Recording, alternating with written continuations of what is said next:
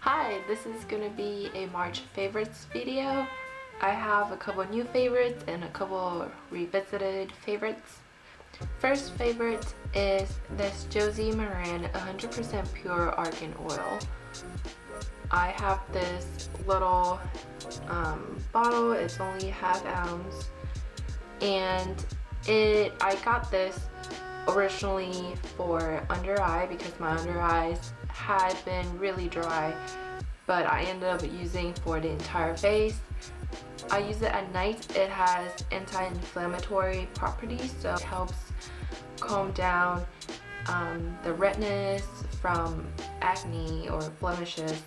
This is really good, but I'm not gonna repurchase this because this is really expensive compared to other argan oil, so I'll be trying out other brands. Going off with the whole argan oil theme, I have this Moroccan oil hair treatment, and Moroccan oil is basically argan oil. This is not 100% argan oil, it's just, it contains argan oil, and it's made my hair really soft. I recently got a perm, and right after the perm I started using this, and it's really helped my hair to be soft and look less damaged, so I highly recommend this. Next, I have this Rimmel Scandalize Waterproof Kohl in Nude. I've first seen it on a lot of UK blogs and YouTube channels, and I had always wanted to try it, and it finally came to United States. I found mine at Ulta. It is pretty cheap. It's about $4 to $5, and I use it on the waterline. It looks more natural compared to like a white eyeliner, so, and it just gives you an instant pick-me-up, so I've been really liking this. Next, I have two lipsticks from MAC, and the first one is Ladybug. It's a luster finish. It's a red lipstick with orangey or warm undertone. It's pretty sheer.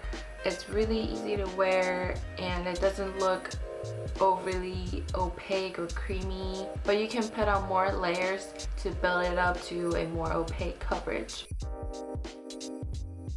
Now, I don't know why I haven't really heard many people talk about this lipstick, because I think it's a fantastic, easy to wear, it can be an everyday lipstick.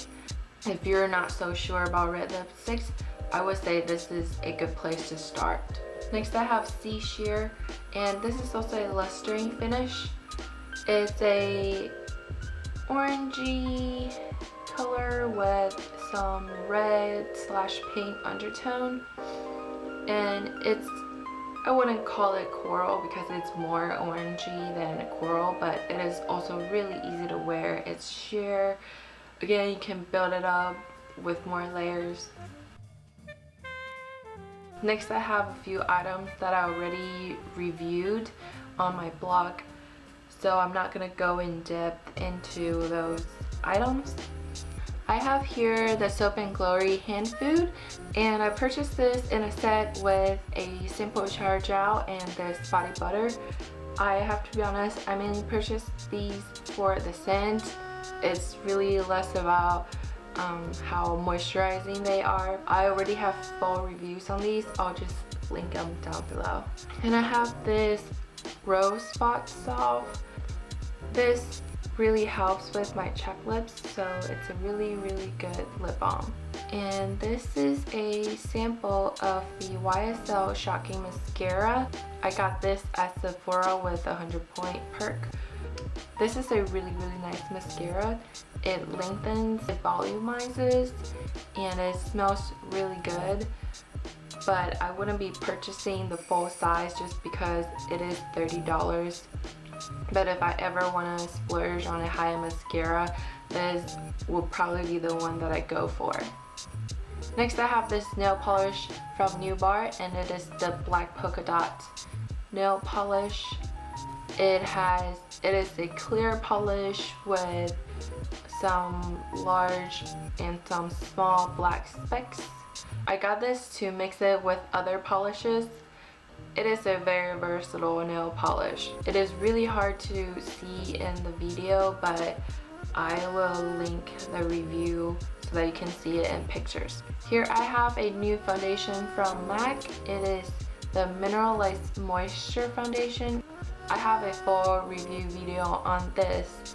I didn't really like it until I figured out how to use it. It is a pretty wet foundation and it can look really streaky with some brushes, but I've been using the Real Techniques stippling brush with this. This brush just makes the application much easier, and I just put on one layer of this and go over any spots with my concealer, and it looks really natural on the skin, so I've been really enjoying this. Next I have a couple old favorites. This is the Bye Bye Under Eye by It Cosmetics. This is the eye concealer. This is very moisturizing, so I use it when my under eye area is really dry, and the coverage is really nice. It gives a really dewy finish, so it kind of in that sense highlights the under eye area, so I highly recommend this concealer.